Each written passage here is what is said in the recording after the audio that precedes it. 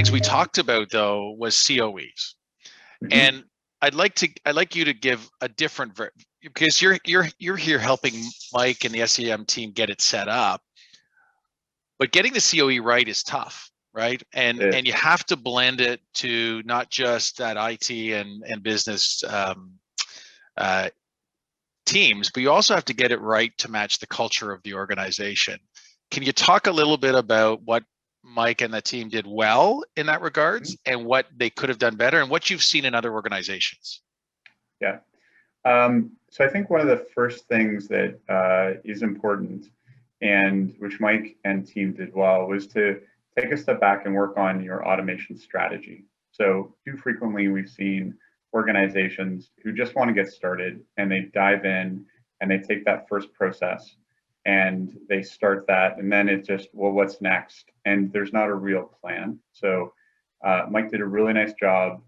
We worked with him to develop an end-to-end automation strategy, which over the course of 8 to 12 months really targeted and attacked the biggest opportunities.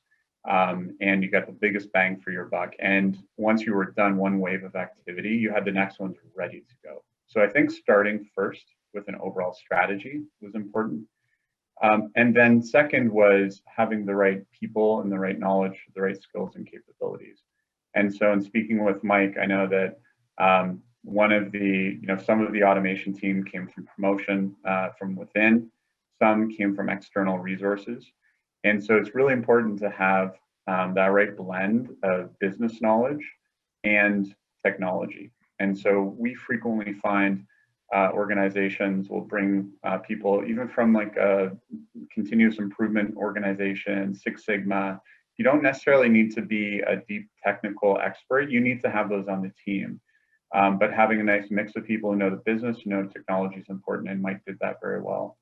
And so I think that that combination of overall strategy to start with, then building a really strong team, are things that that Mike got right. And that's actually where we see organizations fall down, is they often will start with just the business drives, what needs, these the things that are painful, but they don't necessarily deliver the impact.